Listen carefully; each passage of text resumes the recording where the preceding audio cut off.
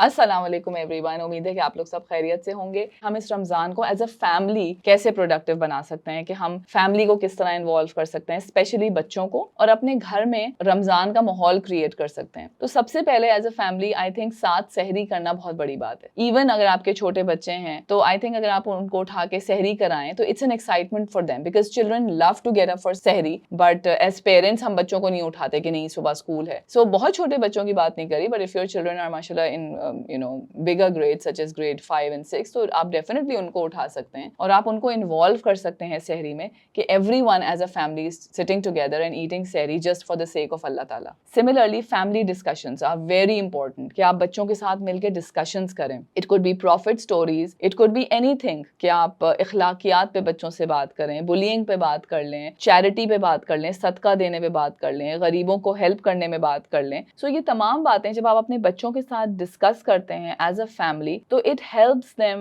in understanding the spirit of Ramzan. If we come to iftar parties, तो not just parties, regular iftar में भी if you are working together as a family कि husband का कोई task है, I know कि husbands बिल्कुल end वक्त पे आ रहे होते हैं, so आप उनके लिए कोई छोटा मोटा खजूरें रखने का ही task लगा सकते हैं कि थोड़ी देर पहले आपके husband का duty है कि भाई वो table पे खजूरें वो रखेंगे. So इस तरह के छोटे छोटे tasks as a family अगर हम divide कर लेंगे तो किसी एक पे burden नहीं आता. If you're in a joint family, so it's best to divide your tasks. Similarly, बच्चों के साथ दुआएं पढ़ना, उनके साथ supplications को review करना, revise करना, even बच्चों से कहना कि ओके मुझे ये वाली सूरत याद करवाओ. So they get really excited and they get really motivated कि हम मम्मा को या बाबा को हम ये सूरत सिखा रहे हैं. So you can connect like that as a family ताकि आपका रमज़ान एक फैमिली रमज़ान हो and not just an individual effort. Also ये भी होता है कि आप जैसे किसी भी इवेंट के लिए अपने घर को सजाते हैं, अपने घर की तैयारी करते हैं, उसी तरह रमज़ान में भी हम ये कर सकते हैं कि we can make Ramzan calendars, we can put up Ramzan decorations, we can make a Ramzan Quran reading corner, और we can have some decorations जो हम बच्चों से बनवाएं कि बच्चों को एक्साइटमेंट हो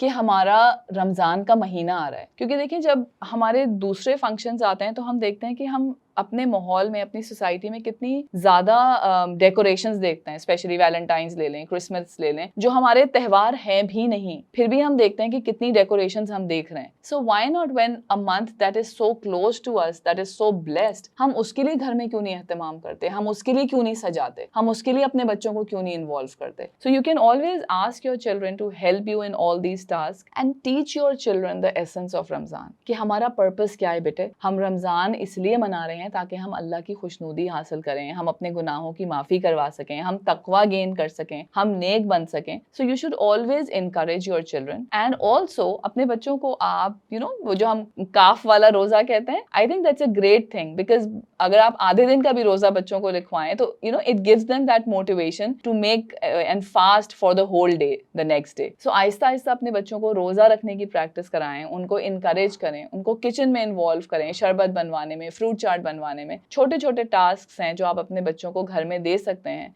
to get them involved in the spirit of Ramzan and to understand the spirit of charity. अपने बच्चों से पड़ोसियों को इफ्तार भिजवाएं, ड्राइवरों को, घर में काम करने वाली मेड्स को, अपने बच्चों को ये चीज़ सिखाएं कि वो उनके साथ शेयर करें. So that देखिए रोज़े का मकसद, हम कहते हैं ना रोज़ा बड़ा मुश्किल है या हमें भूख और प्यास वाला जो एलिमेंट है वो हम कम से कम कर दें. रोज़े का मकसद ही ये है, हमें बच्चों को बताना है कि बेटे रोज़े का एसेंस ही यही है कि तुम्हें भूख लगेगी, तुम्हें प्यास लगेगी. This is the essence. और यही तो बात है कि ताकि तुम्हें एहसास हो इस बात का कि जो वो लोग जिनको वो फैसिलिटीज मुहैया नहीं है जो आपको हैं, how do they feel when they don't get food. So इसलिए तो अल्लाह ताला ने रोजे रखे हैं कि हम अपने आप को प्योरीफाई करें, हमें ये एहसास हो कि जब खाना नहीं मिलता उस मिकदार में, उस क्वांटिटी में, तो कैसा लगता है. सो इट इज बेसिकली कि आपको रोजा लगना चाहिए, तभी तो आपको एहसास होगा, तभी तो एम्पैथी क्रिएट होगी. So this is what you need to talk to your children, this is what you need to teach your children ताकि उन्हें रमज़ान का एसेंस समझ आए. अपना बहुत ख्याल रखिएगा. Take care. अल्लाह हाफ़िज़.